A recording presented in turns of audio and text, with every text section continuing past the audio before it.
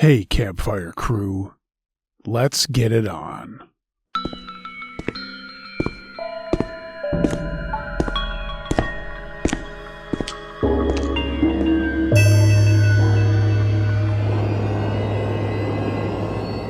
Hey gang, a coworker of mine just came up to me this week, and knowing my penchant for all things strange and unusual, and my love of Bigfoot, handed me this really cool comic. He had been going through a bunch of his stash, found it, and brought it in and gifted it to me.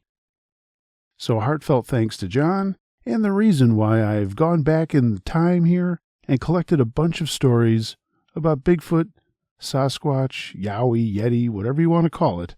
I hope you enjoy this best of Bigfoot stories.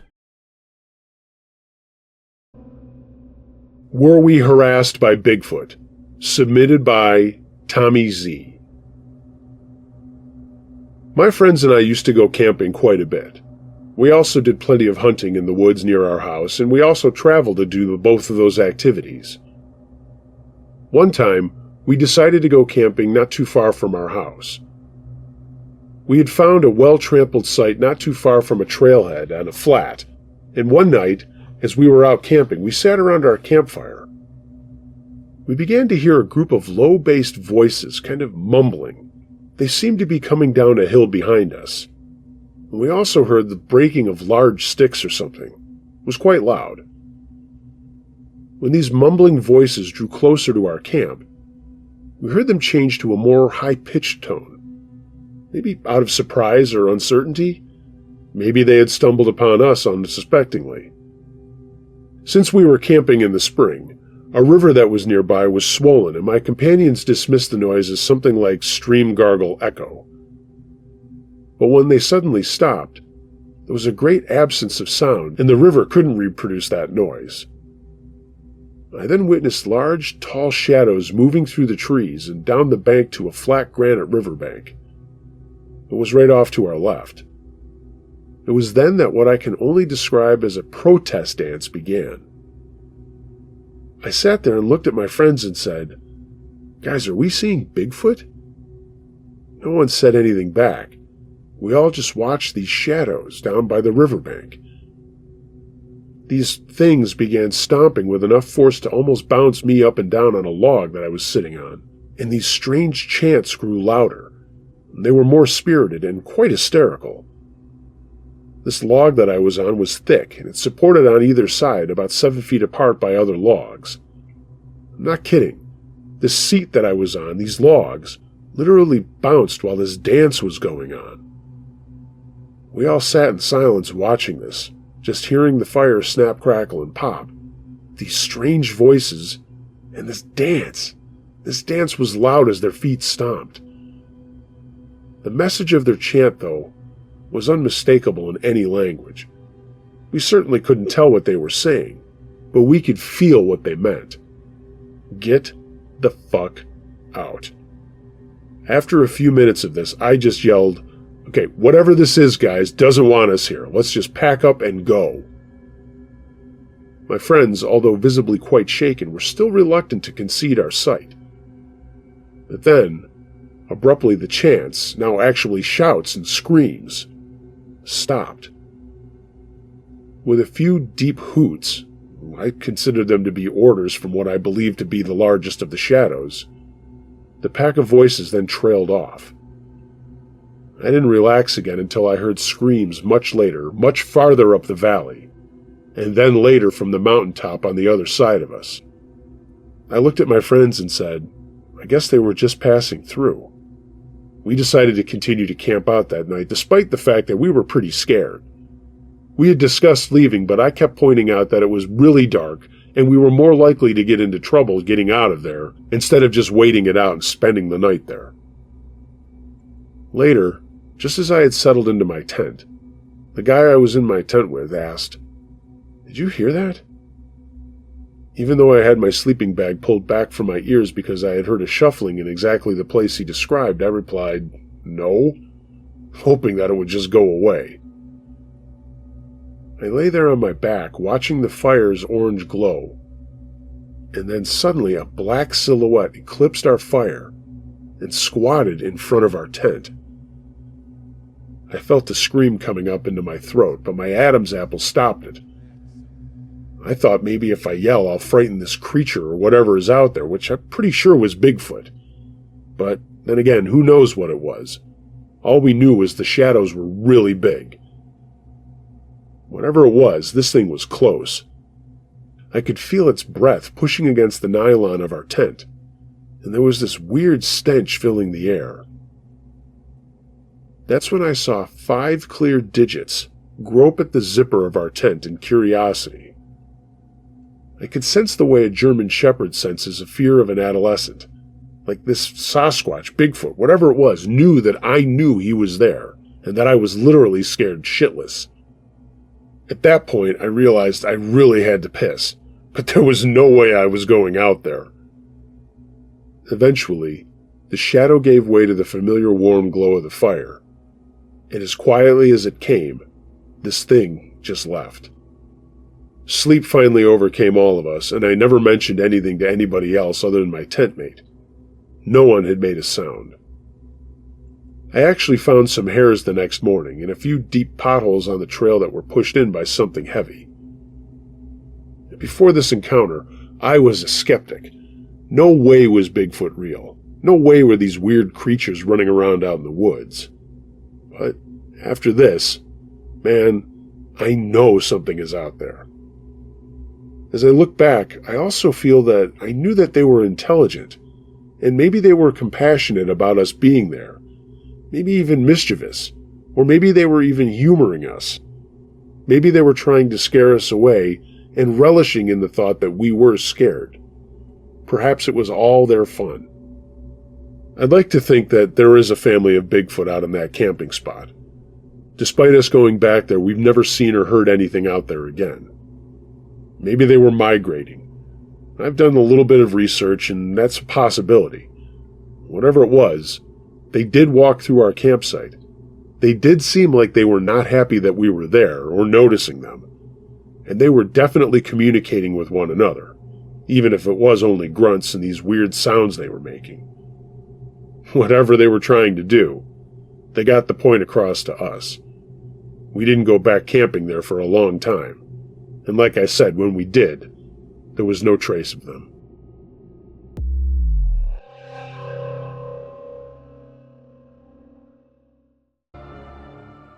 A Bigfoot Tale by The Goatman. I moved to the southeast of the Coliston Valley near the Oregon-California border around 1976. I was young, a hippie, and in love with a little red-haired girl named Autumn. I'd met her in Redondo Beach earlier that same winter, and after sparking a couple up, we talked all afternoon and evening on the beach about the beautiful Pacific Northwest. She mentioned she was from there originally, and I had visited a couple of times and loved it as well. We decided to head to Eureka a few days later, and upon arriving there, we headed up to Ashland, Oregon, and we loved it. However, it was still a town, and we wanted to live wild in the woods, to be honest. Yeah, we were those kinds of hippies. We camped out first just on the southeast side of Grizzly Peak. We were there for about a year, and between walking into town to get some social time in with the locals and scouting out new places to live, we finally found one. We had decided to head down the Pacific Crest Trail, and this would take us up near over Mount Ashland. From there we spotted the Coliston Valley area, and to the southwest of that was forest, thick, green, beautiful Pacific Northwest forest as far as you could see. We hiked for about 15 or so miles, it seemed, but it was not all that far, and we could still just see Mount Ashland from some vantage points like Pilot Rock. We settled in, and here we would grow. Yeah, some weed to make money, and we would be together for as long as we could or were allowed, if you will. We were never bothered by a soul, nor did we ever see a Forest Service person or a cop. We were left alone, completely alone, just nature and us. We lived there for 15 years until Autumn got breast cancer and passed on at a pretty early age. But enough of the old days. Let me tell you what happened to me one time on the way back from town to our home in the woods. Autumn was getting to that point that we thought there might be something seriously wrong with her. She was about 40 years old, and I was 42 when she became ill. She had a bad cold at the time, and it had lasted more than a couple of days without her getting any better, so a trip to town would need to be made, and I needed to get some medicine for her, and our stuff was not helping. It would take me about 22 hours to get there and back, and like I said, we were living near the border of California, about 15 to 20 miles from Ashland, the nearest town. This would take walking a trail that actually, and some people still know about it, takes you from the southwest side of the mountain, over it, and down smack into the top of Lithia Park. However, I would be derailed and almost killed, I believed, by Bigfoot along the way. I moved rather quickly when I started my trek. I hated it when she was sick. It just made me sad. It would take me until early evening or late afternoon at least to get there from where I was, and thank goodness for the straight shot along that trail I mentioned. Otherwise, I would be walking all the way around the mountain, and that would take longer. Then again, maybe I should have. I made it to Ashland around 7 or 8 p.m. that evening. Fortunately, Bi-Mart was still open, so I could go load up on those chemically enhanced man-made cold medications we were trying to avoid. I grabbed 2 bags of cough drops, a fever reducer, and 2 bottles of that 44 stuff that was supposed to be like green moonshine in a bottle. I would also run into town, down to the plaza, and sell a little smoke to make my money back, plus some. It wasn't even 10 p.m. by the time I sold a bag and was ready to head back. I didn't want to rest just yet.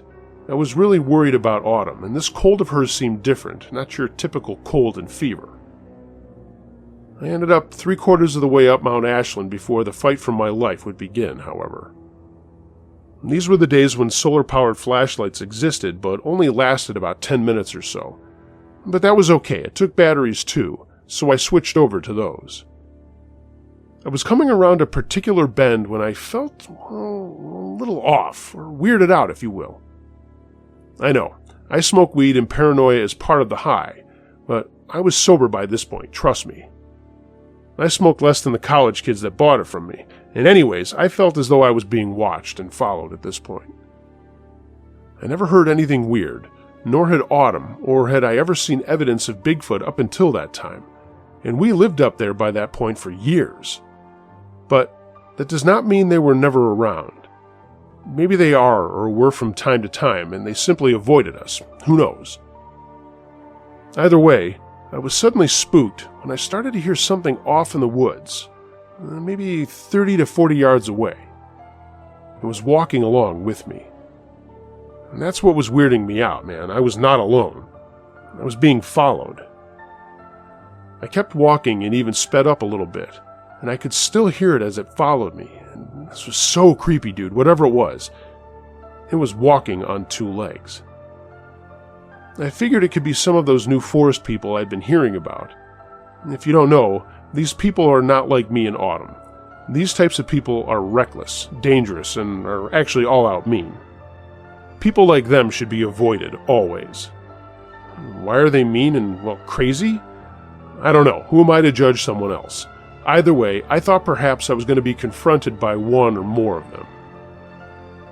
As I sped up and started to hit the first of 3 major inclines that would last for a few miles or so each, I could still hear the footsteps beside me, again, about 30 yards or so in the thick of the trees. Again, following. To tell you the truth, whoever it was at the time, well, they didn't seem like they were trying to hide the fact that they were there. I guess that's what really got to me. They didn't care about the sound they were making. They knew I could hear them. I kept up the pace, and so did they. Well, what I would know to be a Bigfoot eventually.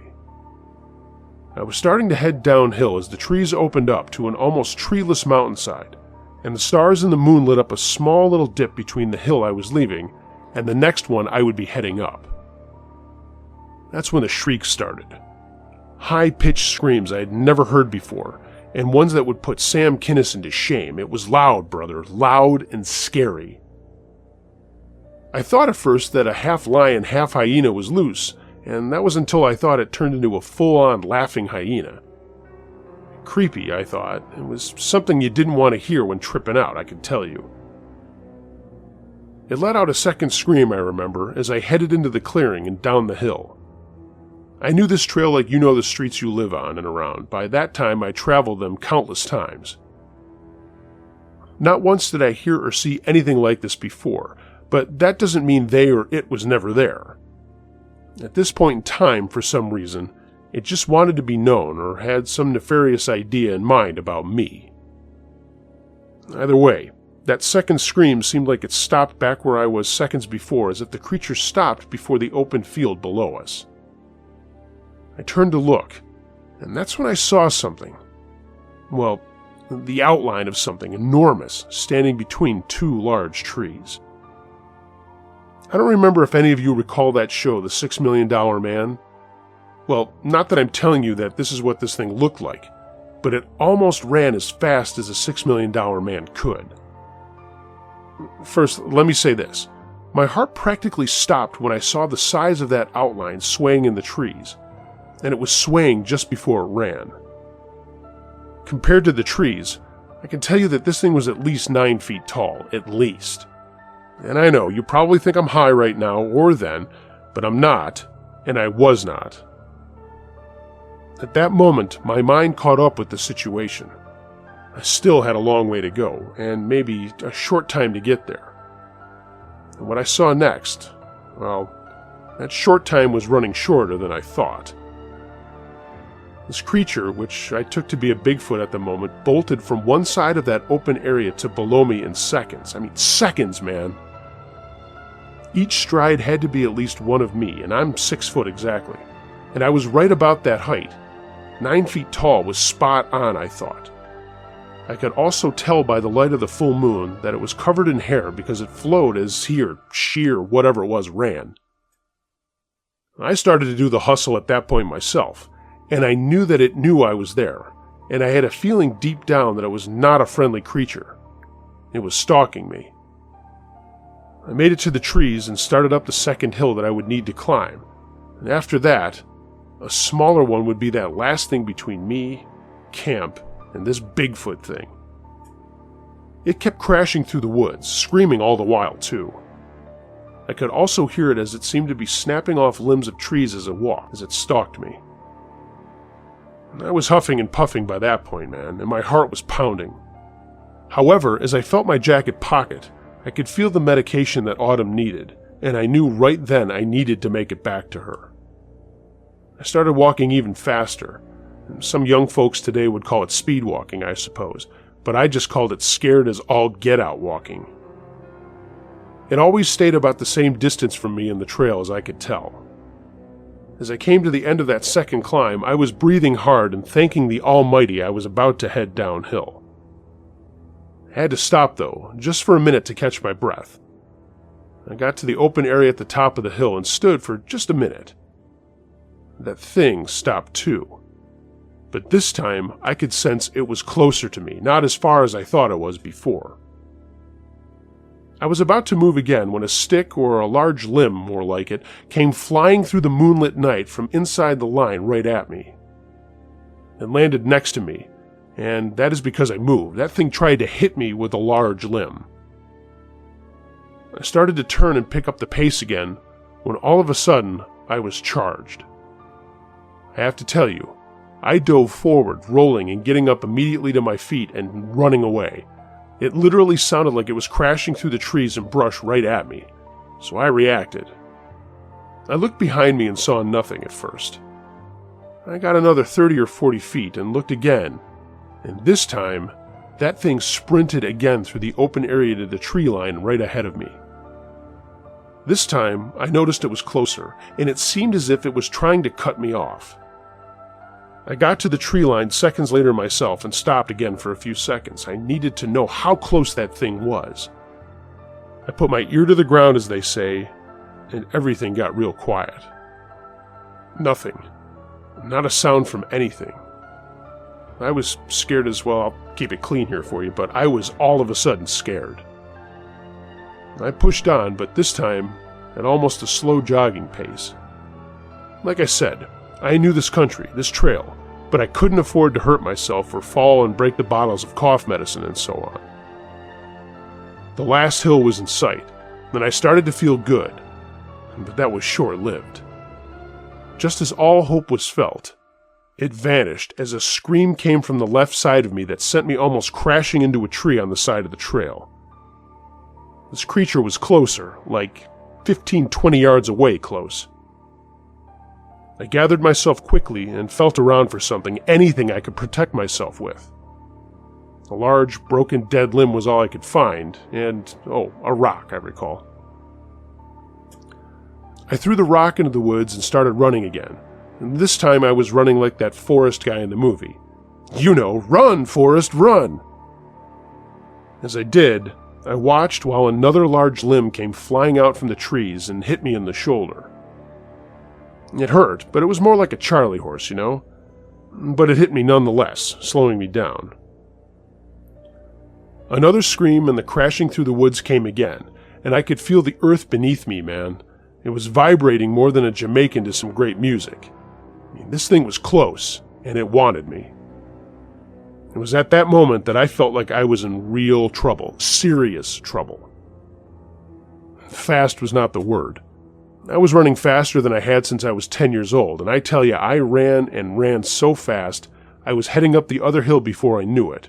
And Prefontaine had nothing on me that night, dude. As I ran, I could hear that thing to the right of me, running and hollering at me. So far, though, and I knew it could catch me at any time if it wanted. It hadn't. It just ran beside me, shadowing me. But I have to tell you, I think if this was going to go on any longer than it did at this point, and I think it would have, I really thought I was being hunted down, but maybe I was simply being toyed with up to that point.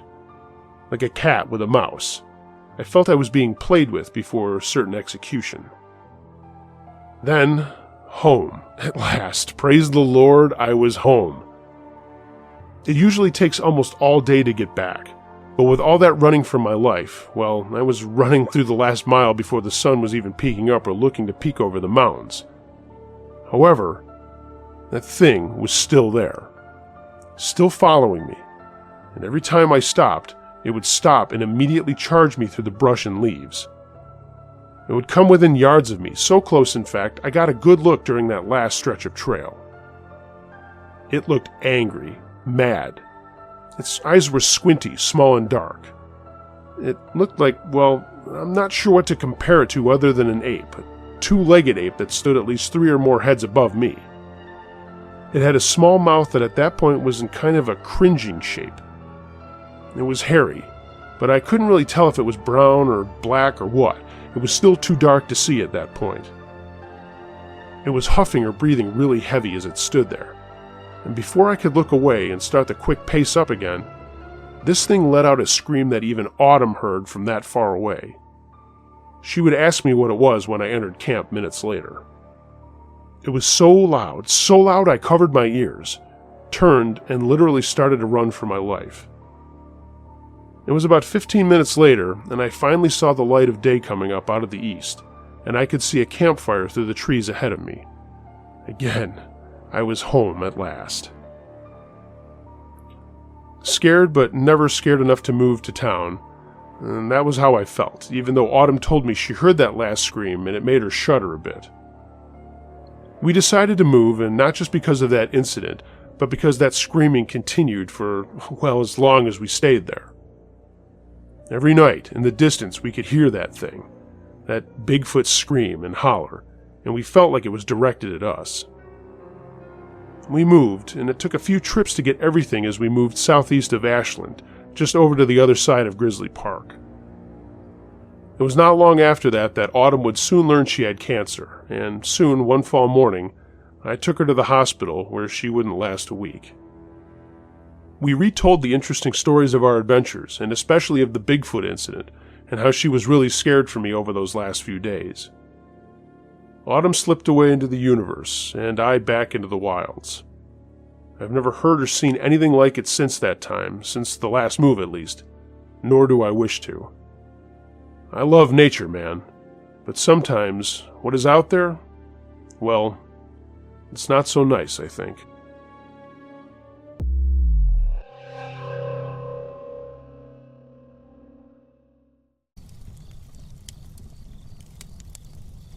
My Bigfoot Story, submitted by Timothy Scott Couch. I'm from the beautiful Green Mountains of southeast Kentucky. Our small town is surrounded by miles and miles of thick, unsettled land, some places men probably have never even seen. As an outdoorsman growing up, I spent a lot of my time digging roots, hunting, and fishing. I consider myself pretty smart when it comes to wildlife, but there was nothing like I'd ever seen the day I saw what I saw. The sun was shining through the trees, and it was a beautiful summer day. Me and my uncle and cousin had decided to hike about 20 miles in some virgin land to go after some ginseng, or sanjing as we call it out back in the mountains. We had reached our destination and spread out, all within eyesight, up and down the hill, combing the area for any nice old four-prongs, digging a few here and there.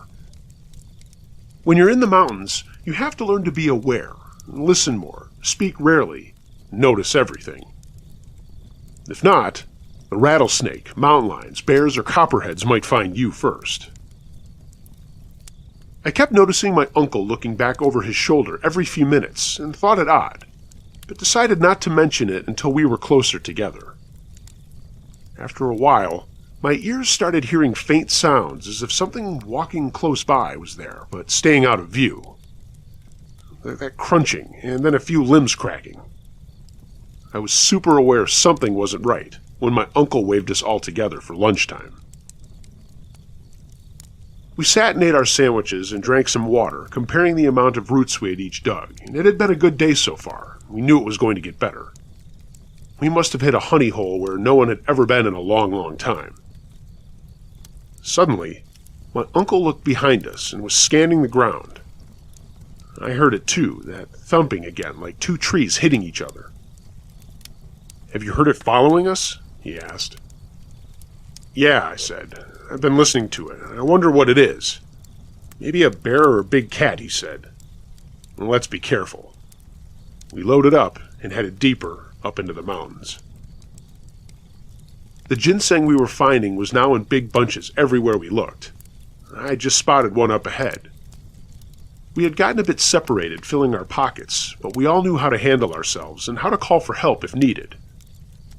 We used bird calls or bird whistles that drew less attention if we spotted other people ginsenging in our area. We would turn back because not everyone you meet 20 miles back in the mountains are nice, and everyone carries a gun out there. So as I was making my way to this monster root, a smell hit my nose. It was familiar. It was death. Probably a deer that had been shot and wandered off to die, I figured. So I made my way to the smell as it got stronger and stronger, and it was almost unbearable. I noticed the rest of my group were heading in the same direction. The smell must have caught their attention as well. What I walked up on first was a dog, probably wild. Its jaws had been ripped loose at the hinges. Nothing much gone from the carcass, and it was no more than a few weeks old. I had never seen something like this before. Usually nature takes care of itself, and food is eaten. But this was different. From the first corpse I saw, I could see another, fresher corpse, not decomposed at all, and I made my way over to it, fearing we had come upon a bear kill site. It was a deer. A doe, probably 200 pounds. Its neck was broken up under its body, and none of it was fed upon.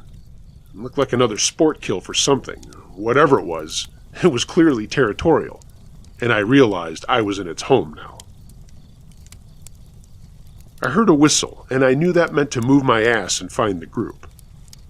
They were close by, maybe 20 yards ahead of me, and I made my way to them as quickly as I could. "Look here," they said. The whole area for about 200 feet in front of us was clear. No shrubs, maybe some small trees broken down, and the ground was bare. There were no weeds or anything at all. Nothing, that is, except another 12 to 15 dead animals, maybe even more. They were all lying around everywhere, almost like decorations. A Rottweiler, maybe 150 pounds, solid black, laid there, fresh. It looked like something had just picked it up and snapped it over its knee, breaking its spine and neck. Several of the other animals were fresh, and many of them were decaying, a few simply just pounds on the ground. Whatever we had stumbled on had been there for a while, and we knew that we had not been invited. That thumping sound came again, but now it was a lot closer. My uncle looked at me with a mix of fear and confusion in his eyes and said, "Let's go." We turned down the hill and were walking as fast as we could, but you could still hear those footsteps coming behind us. It was following. My uncle looked back and then picked up the pace, and we were almost running now down the hill, back in the direction of safety from this unseen killer. We made it home late that evening and sat around over a cup of hot coffee discussing what we had found and what we had seen. We all agreed none of us had ever seen anything like it. What I never told anyone was about halfway out, I had looked back for a brief second, and I saw something. It stood about 6 feet tall and was very broad, covered in blackish hair and standing on 2 legs watching us. I wondered if it was a bear, but I have seen bears, and whatever this was, it was different. I will always think we wandered into the home of a very territorial Bigfoot. So to all of you out there venturing into the mountains, remember, watch, listen, and always be on your guard, because many times there is something watching us as well.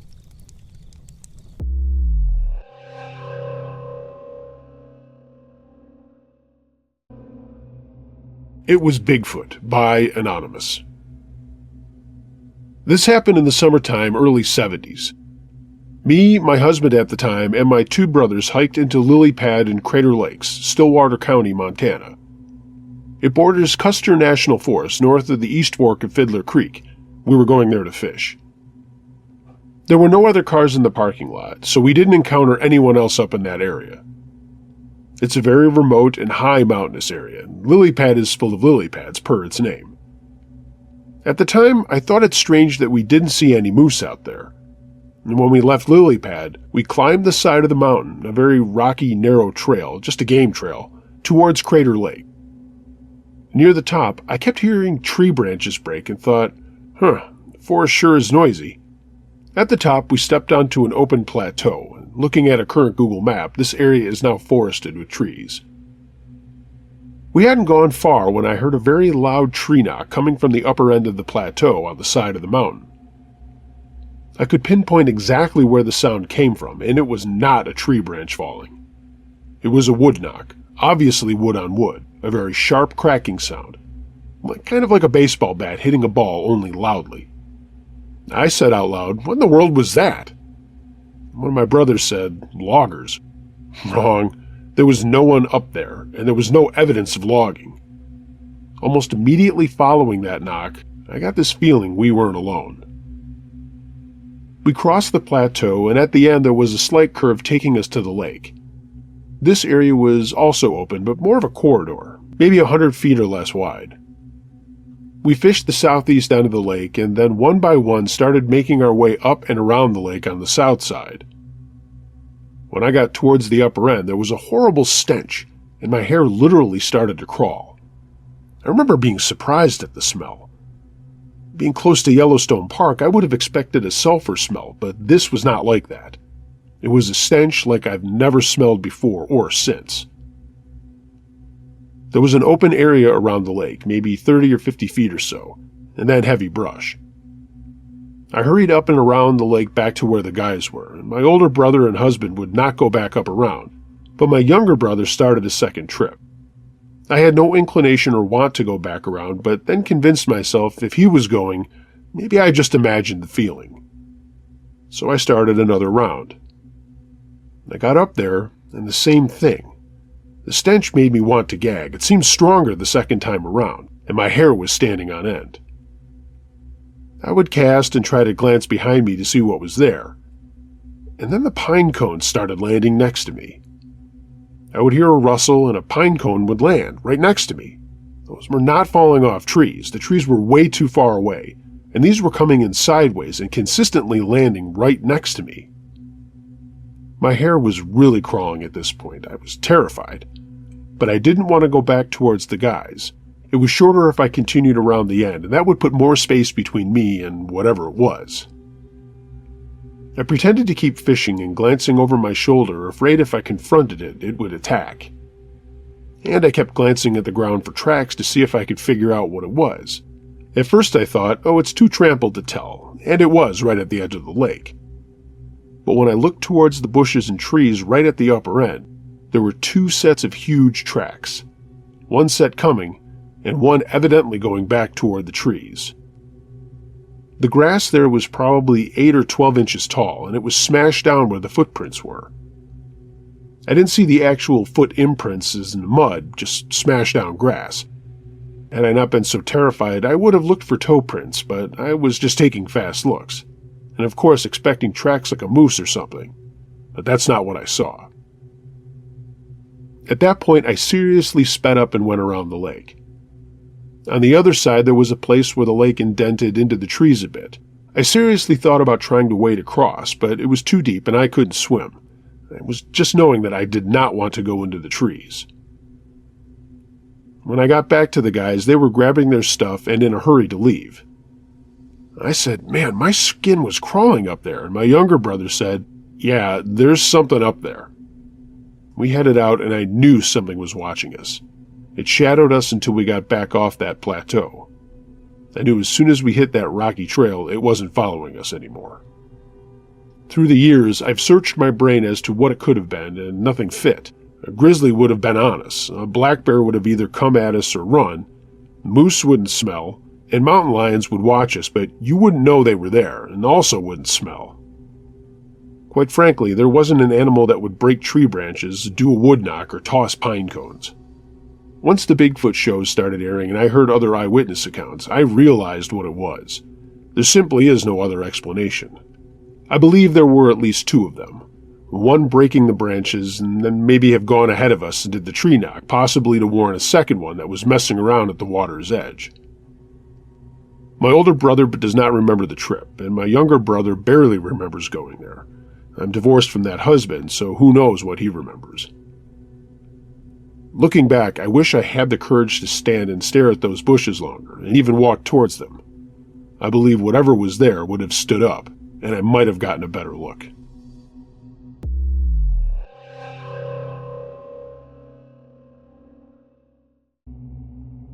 Bigfoot or something else, submitted by Anonymous.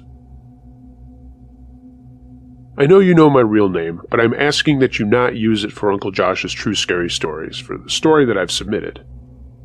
I love camping and hiking stories just as much as the next guy, and I felt compelled to share something terrifying that happened to me and my best friend in 2001. My best friend and I decided to go out and do some hiking and camping for a few days in the state of Washington where we lived. We were 26 at the time, both newly married, and both our wives had given birth to our first children in the last 2 years. They were going to get together with the kids a few times and do mom stuff while we took a break from both working and caring for the kids. We married really great women to allow us to do this. We knew we wanted to travel light, but we were going tent camping, so we kept most of our food and stuff to dehydrated meals and easy-to-make things like rice and noodles and so on. I was also a huge salami freak, so I made sure to pack a lot of that sort of thing with cheese and other goodies like chocolates and trail mix, stuff like that. We were going to do everything on our little packable stoves, so we also had extra bottles of fuel, and that was about it for the heavy stuff. We did bring along our shotguns that we strapped to our backpacks, and we picked an extremely remote area to go as we didn't want to see other people, just wanted to enjoy nature and our conversations. I had also recently purchased a digital camera and thought I could snap pictures of the things that we found along our stay. I don't know if anyone remembers how big digital cameras were back then, but it was a compromise with extra weight. But being a tech geek, I was really into that sort of thing and could not pass up the chance of bringing it along. My best friend, whom I will call John for this story, also brought along his black lab, Smokey. That also meant extra weight for him to carry with dog food and treats. But Smokey was like a third brother to us, and he loved to hike and camp as much as we did. I left my golden retriever at home. She was amazing, but Ginger was not a huge camping dog. Her style was more of a lay around the house and get fawned over style. So we loaded everything up the night before in John's Jeep and decided to head out pretty early. It was a Thursday morning when we left off, and other than stopping for some coffee and snacks for the ride, we set out and we were on our way. We only stopped one time for lunch, and we just kept talking about how awesome this was going to be and what a blast we were going to have. We got to a spot where we could park and get going on foot, and we were thrilled to see that there were no other cars around. Even in the most remote areas of this country, it seems like there's always some kind of asshole out there that you'll come across to ruin the time that you're having. I'm not trying to be negative, it's just the truth. It's like the old adage, if you get lost, sit down and start playing solitaire, and someone is sure enough to come up and tell you that you've made the wrong move. Our plan was to hike out about 4 hours the first day and camp early, wake up early the next day, and continue on to another spot before staying there for 2 days, and then just doing the reverse to get back to the Jeep. It was gorgeous weather. It was summertime and everything was deep green, smelled amazing, and it was just so cool to hear the sounds of the forest and feel the breeze when you got out of the trees, crossing fields and stopping at the rivers and streams that we came up to clean up and get more water. If anybody cares, I had brought along a supply of iodine tablets for our water supply just in case, but John was also testing out this new water filtration pump that seemed to work pretty good. Anyway, we stopped at a place to camp that was very suitable for what we wanted, unpacked our stuff, and got ready to set up camp. We pitched our tent, John tended to Smokey, and I took a small hatchet and started gathering tinder, kindling, and firewood for the evening. It was probably around 4 when I heard something way off in the distance. Now, if you've ever been way out in the wilderness, you can hear all kinds of animals up close and from far away, and second guess what it actually is. Sound travels very differently out there, and what you might think is one kind of animal could actually be something very, very different. John and I had been hunting with our father since we were kids, and had been out in areas like this we were out in right now for all of our lives. We are by no means experts on flora and fauna, but we know enough to make educated guesses as to what things are. As I was chopping up a small log and taking off its dead branches, I heard what sounded like a deep howl way off in the distance. It was sort of a howl ending with a whoop. It lasted for a good 8 seconds, and I sat listening, thinking maybe it was a bear, but if so, it's a pretty loud bear. I waited for about a minute, and it came again, way off in the distance. I sat there listening, but I didn't hear it for another 5 minutes and got back to work. I was just going to ask John if he had heard it. I wasn't too far from our campsite, so he had to have heard it. I dragged some more deadfalls back up to our campsite and unloaded all of the branches I had collected. Before I could say anything, John asked me, "Hey, Gary, did you just hear that howling?" I said, "Yeah, I was going to ask you. What do you think it was? A bear?" John said, "I don't know. If it was, it's an unbelievably large bear or something's wrong with it." Right away, we ruled out cougars or coyotes, as they don't sound anything like that. Well, we heard it, and it became a topic of conversation as he got some food started and was playing around with Smokey, keeping him occupied. After a while, we kind of let it go and just started eating and talking about what we were going to do the next day. We sat around the fire for a little while and let it die down before retiring for the night. We crawled into our tent with Smokey at our feet, and it didn't take long to fall asleep after the trip and the hike out there. Sometime during the night, I woke up thirsty and reached for my water bottle. It was really quiet, and outside the sound of the wind through the trees was so comforting. I took another swig and was just about to lay back down when I heard that howl again, way off in the distance. I sat motionless, thinking about what the heck it could be. I didn't want to wake up John, and Smokey was sound asleep too. I saw no point in bothering either of them. So I waited and waited, but didn't hear it again. I just went back to sleep and slept soundly for the rest of the night. When I woke up, first thing I said to John was, "Hey, I heard that howl again last night." I woke up for a drink of water, and it was the same sound, and it sounded like it was coming from the same distance away. He looked at me and said, "No kidding." "Well, whatever it is, I hope we don't run into it." Prophetic words. We got some breakfast, checked our gear, and then packed everything up. We started our trek to the next spot, and again had an unbelievably enjoyable day as we made our way to where we would make camp again. We stopped for lunch and consulted a topo map and spotted a place that looked ideal for a 2-day stay. It was near a stream, and there was a pond about a quarter of a mile away. It was in a meadow on the edge of a forest, sort of like the night before, but now we had water. It took another hour to get to the spot, and when we found the right place, we again set up camp. Pitched our tent, stored our gear, gathered wood, and so on. And that's the way the afternoon went. We decided to have an early dinner and then just hang out by the fire. John had not told me that he had brought a little liquid refreshment for us. We could just enjoy the evening talking and sipping on a little Johnny Walker Black. I made some noodles with salami. I know that sounds gross, but trust me, it was delicious. We ate, and then I started a fire. Smokey was acting a little restless, so John decided to take him for a walk down to the stream and let him play a little bit more, even though he had walked as far as we had. He was a pretty good-sized lab, probably about 65 pounds, and in very good shape. But for whatever reason, he had just not had his exercise fix for the day. I sat in front of the fire whittling a stick just for fun. And then I couldn't believe my ears. That howl came again, but it was a hell of a lot closer than it was the night before. I knew immediately that it was no bear.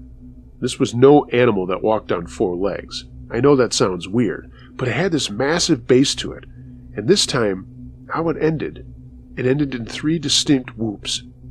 It seemed like all of the other sounds of nature stopped. At least they did for me, as I was focusing my attention on that. I waited for it to come again, but it didn't. However, John came running up with Smokey, and I knew he was about to ask me if I had heard it. Before he could say anything, I said, "Yeah, I heard that." The debate started again as to what it was.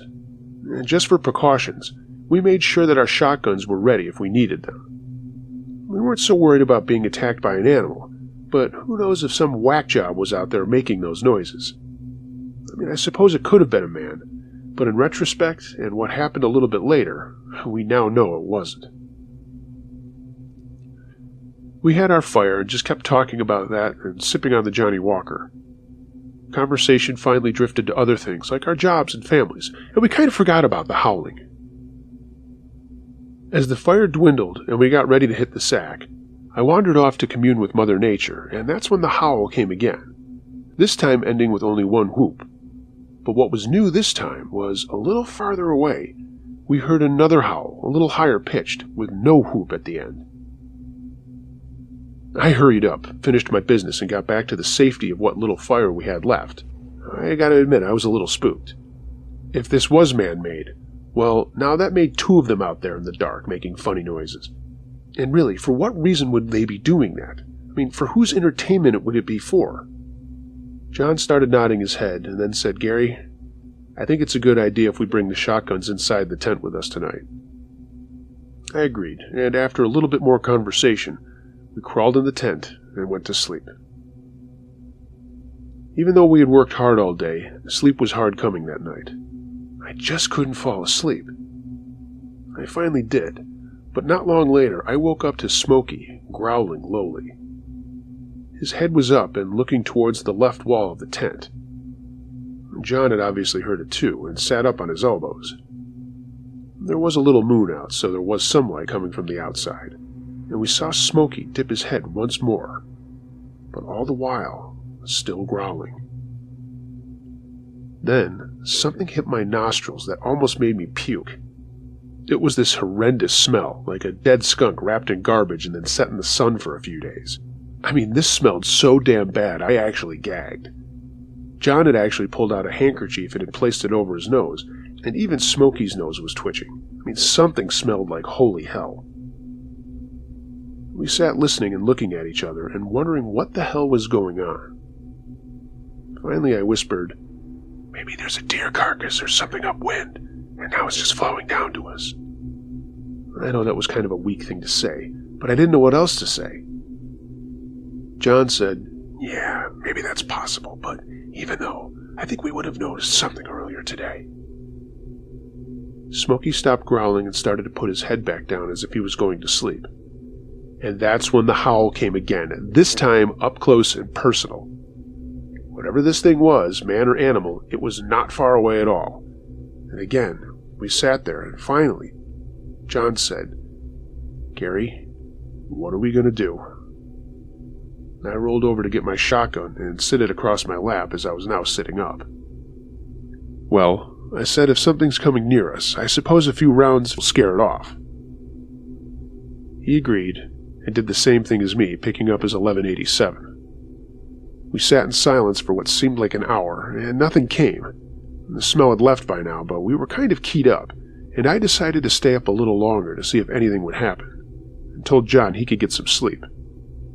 As we weren't going to be leaving the campsite for another day, I figured I could just take a nap later that morning or even in the afternoon. I stayed up for another 3 hours listening and frankly waiting, but nothing happened. It was now 4 in the morning, and it would be dawn soon. I was tired at this point, so I laid back down to get a few winks in, and I hadn't been out for more than a half hour when John was violently shaking my arm. I rolled up to say what, and he told me to be quiet. Smokey had his head up again, and now had that low growl going, but that's not what I noticed at first. In the pre-dawn light, something was outside of our campsite. It was to the east of us, but we could hear something walking through the edge of the forest and into the meadow where we were. We both grabbed our shotguns and chambered slugs. We sat quietly until we heard these footsteps somehow get louder and faster. I mean, they were really pounding on the ground and shaking it. Here's where we had to start making some decisions, because something big that we didn't know what it was came running through our campsite. It ran right by us, and Smokey jumped up and started barking. And that stench came back. It lingered for a bit before going away as the footsteps receded into the distance. I don't curse that much, but I looked at John and said, "What the fuck was that?" He just shook his head. We sat there waiting to see if something else was going to happen, but it didn't. The sun came up and it seemed like all was well. Smokey started fidgeting like he had to go to the bathroom, and as much as I had to talk myself into going out of the tent, I knew that nothing was wrong out there. I was working myself up, probably over a coyote or some kind of other animal that ran through the campsite. Oh, the things you will do and say to yourself to avoid talking about a situation that you don't want to. We both crawled out of the tent, and Smokey ran out to do his thing, and as soon as he was done, started sniffing around the ground like crazy. I mean, he was really going to town like he was on the hunt for something. I stretched, looked at John as he called for Smokey, and then started walking towards him. But then he stopped dead in his tracks. In the light dusting of the dirt, which we had set up camp on, there were huge footprints. I mean, big footprints. And they looked human, almost.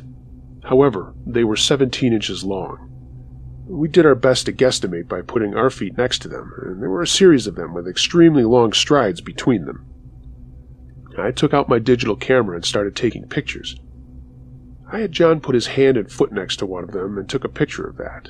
We both looked at each other, and he finally said, "Gary, are you thinking what I'm thinking?"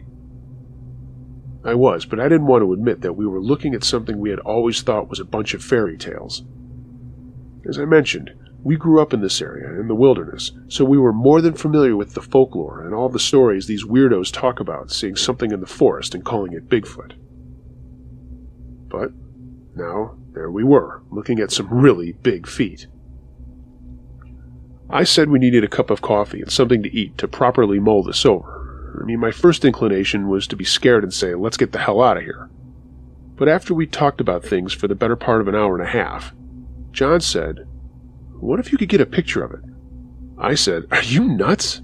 And he said, "Well, look, it ran right through here and could have done some pretty serious damage, but it didn't. I mean, maybe it's just been checking us out and wanted to see who we are and what we're up to." I started to see his point, but I also started to think, yeah, well, if it's something that big and it decides to change its mind, we're up shit creek without a paddle. John simply pointed to our shotguns propped up against our packs and said, "I'm pretty sure we could scare it off if we had to." We decided to think about it and go for a short walk to the stream to replenish our water and just check things out down there. It was also a good way for Smokey to run around. We finally came to the decision we were going to continue our trip as we had planned and stay out there for one more night. I'm sure as you are reading this, Uncle Josh, you're probably saying to yourself, these guys are out of their heads. And I'm sure people who are listening to this are saying the same thing. But we were 26 and thinking, how amazing would it be if we were the guys to come up with real evidence for something like Bigfoot? We also talked about what else it could have been, but we thought that was stupid because we saw the footprints and we had pictures of those. There was nothing else that this could be. So we went through the day doing other activities, but our minds were on if that thing was coming back and if we would be ready for it. We gathered more wood late in the day for another fire and decided to stay up later to see if anything would happen. It started to get on towards 9, and it was dark, and we were waiting for the moon to come up. The anticipation of something happening is sometimes harder to deal with than something actually happening. I couldn't take the tension and had a swig of the Johnny Walker, and so did John. And that's when we heard a louder howl coming from the area where the pond was. It did it more than once, and I thought that if we could sneak over there and take whatever it was by surprise, we could get a shot. I mean, we had no idea about how Bigfoot hears or sees or whatever. We only had experience with animals and their highly tuned senses. What if this thing was just like a human being that we knew we could sneak up on? We decided we would do that and leave Smokey in the tent. However, that turned out to be non-fruitful. As we made our way towards the pond and hearing the howl once more, Smokey had escaped the tent and started running towards us, and then right by us. He was trying to follow the howl, and for the first time was not listening to John's calls. He was not coming back for any reason. We started running after him, and John kept saying, "Why didn't I chain him up? Why didn't I chain him up?" And I told him, "Don't worry about it."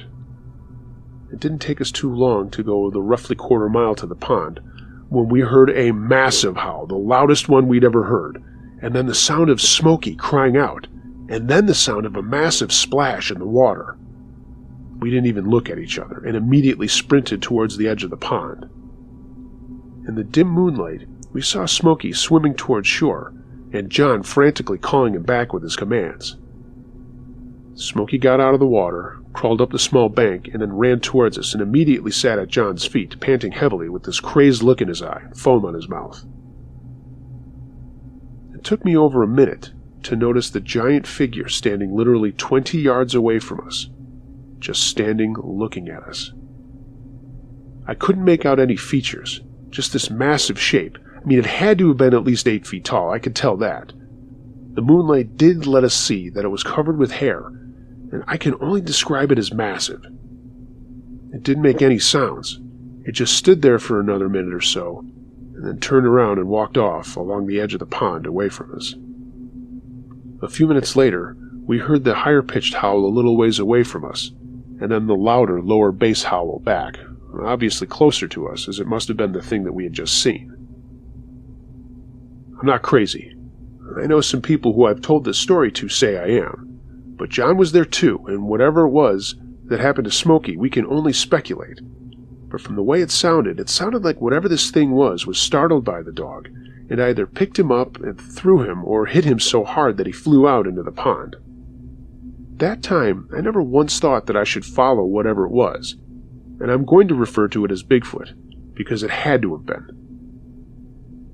We waited until the next day to go back, to see those same huge footprints around the sand around the areas of the edge of the pond.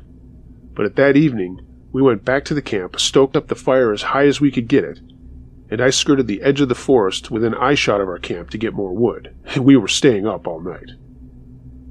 We didn't hear anything else, and the next day we quickly picked up and got out of there. We stayed at the first camp the last night again with nothing happening. We considered just hiking all the way back to the Jeep, but we knew that we wouldn't have the energy to do that and then make the trip home. Again, I know people say I'm crazy and question what really happened, saying if that was them, they would have gotten out of there right away. For some reason outside of the fact that it did something to Smokey, it didn't seem like it was violent or looking to hurt us. We think it was just curious. The trip ended with our hike back to the Jeep and then our drive home. I reviewed the pictures of the footprints, and I did send them to an organization for their thoughts, and they basically just said, "Yep, that looks like Sasquatch. You mind if we share these with others?" I laughed and said, "That's fine, but don't use my name." I still have those pictures and the memories of what happened to us, and that's all I need. So that's my Bigfoot story. I'm still an avid camper, hiker, and hunter, and I've been in lots of places all over the Northwest and talked to a lot of people who have said that they've seen something similar to what we did. I was a non-believer, but now I am a full-fledged believer, because I know what happened to us out there. I'm not afraid of the woods, and I'm not afraid of running into another Bigfoot. But in a strange way, sometimes I hope I do.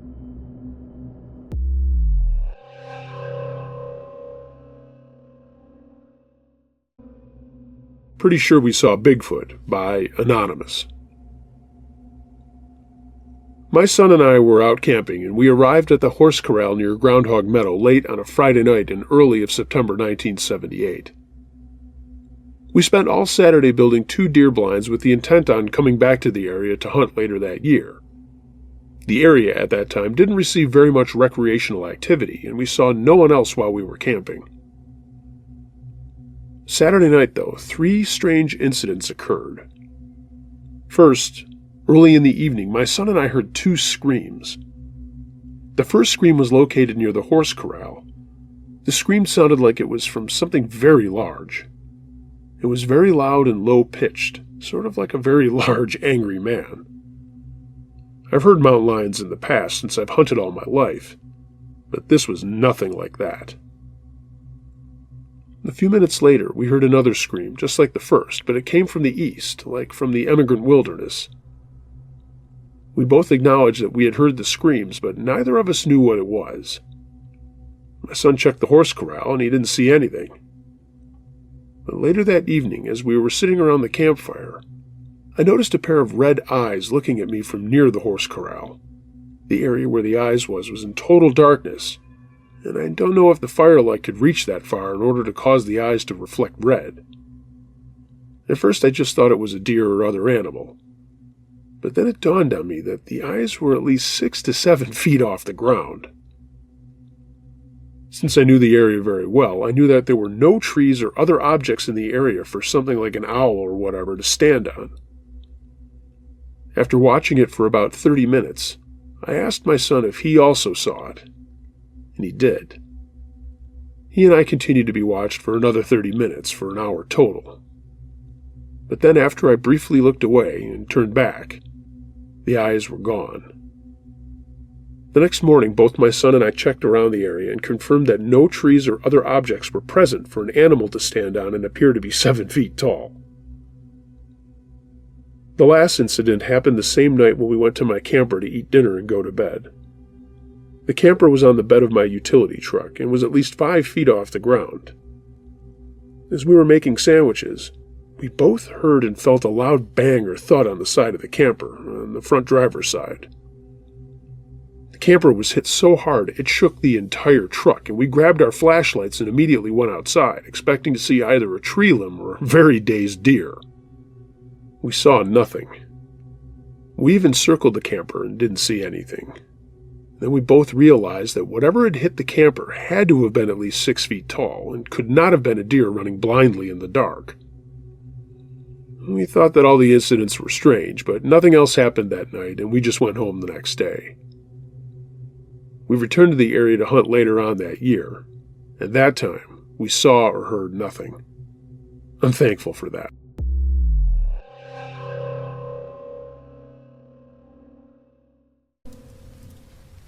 We're sure we saw a family of Sasquatch by Anonymous. This all started when my boyfriend and I were asked to be night watchmen for a logging company to watch the big equipment during the summer months of July and August of 2003. It was the last week of July when we got there. This happened in the state of Washington. We arrived at the logging site on July 20th, 2003. Our job had us on duty all night, when we were off duty during the daylight hours while the equipment was being used. Overall, we spent time at 3 different locations, but the first location is where most of the activity occurred. From the gate of the site, a pond was 3 miles up the road on what they call the main line. There was a trailer parked a mile further down the road beyond the pond. A large clear-cut was on the north side of the trailer, and a road ran north through the clear-cut, bending to the east about in the middle. A spur road extended north from the bend in the road and ended at the tree line. Our first incident was when we went fishing at the pond a bit before dusk. We were there for about an hour, and all of a sudden, we heard a strange, short scream with a deep tone off to one side of us. And then behind us was another short scream, which sounded like a response to the first one. The sound of these screams startled us, and we didn't know what they could be. My boyfriend's been a hunter and has lived around this area for years, and never had he and I ever heard a sound like that. Then, about 15 minutes or so later, another scream back and forth to each other happened while we were in the middle, and 7 ducks came out of the bush right at us as the screams were let out by this thing. We immediately ran to the car and went to drive back to our trailer, when another duck came through the trees and flew directly into the windshield as I had kept driving. It shattered the windshield, bounced off, and wrecked the side view mirror. The next incident was up in the clear cut, near the logging equipment, which was parked about halfway between the road and the tree line along the right side of the spur road. Later that night, after the encounter at the pond, we walked up the road into the clear cut to check on the equipment. We had one of those laser light pens with us, and after checking the equipment to make sure it was still locked, we were looking around to see what might be in the clear cut. Deer, elk, bear, whatever. That's when we saw 3 sets of red-colored eyes close to the ground, in the open, just to the left of the spur road. The eyes moved from the left of the road up onto the road, and when we shined the laser light on these things, the eyes seemed to bob and weave, trying to duck away from the laser light. The creatures stayed close to the ground, with one set almost on the ground and the other 2 a little bit higher up. When the laser light finally hit the creatures, we could see hair about 4 inches long. Then one set of eyes rose up to about 6 feet off the road, and we assumed that it had stood up. Then all 3 were standing. They turned and walked away up the spur road to the tree line. At the tree line, we turned left and headed down through the trees. We could hear branches breaking as they walked, and we could also hear vocalizations periodically. It sounded like 2 people who were very annoyed and complaining back and forth. The screams were short vocalizations like shouts and were exactly the same as we had heard near the pond. 2 days later, I was checking the equipment and making sure they were all locked up again. 2 days later, I was checking the equipment and making sure everything was locked up and then went back to the trailer. We were having some car trouble and my boyfriend was there working on the car. It was about 10 p.m., and these big black bees had kept us inside the trailer during the day, so now that we had time to work without those bees out there, we got at it. I went back to check on the logging equipment one more time, and having done that, I was walking back towards the trailer when I heard this snorkeling sound over by the creek. I walked over to take a look at what might be there and saw this big, fur-covered butt about 60 to 70 feet away. Its backside was pointed at me. Immediately I thought bear or elk, but then I realized this thing was on its knees, bending forward, drinking. Then it stood up as if in slow motion, and it looked like a big stump just growing out of the ground. Then it stepped over a 3-foot-high stump. I mean, this thing had to be 8 or 9 feet tall, and it moved like Andre the Giant stepping into a wrestling ring. The hair was a burnt red color with gray tips. I just turned and ran in fear towards the trailer, screaming as I went. I didn't know if this thing was following me or not, but my boyfriend could hear me screaming too. When he heard me, he walked across the road to see what was going on. He said he saw that the creature was moving away, and now it was screaming too. He said that it threw a fit up in the trees, just yelling and screaming, breaking branches. Again, the screaming was the same sound we had heard down by the pond and the night before. This was the first time we realized what we were encountering. As I was running to him, I was yelling as loud as I could for my boyfriend to run into the trailer. When we got inside, I was so scared I couldn't leave. My boyfriend went back outside and listened, and it sounded as though this thing was done, so he came back into the trailer and asked me what the heck had just happened. The following morning, we went out to look for some kind of footprints and saw a couple, a 4-foot split between them. We went into the forest and there were trees that were uprooted. Some were twisted or bent down and twisted broken off about 7 foot up the tree. We decided to stay out there. I mean, maybe we could communicate with them. So we started screaming through a construction cone, which worked almost right away.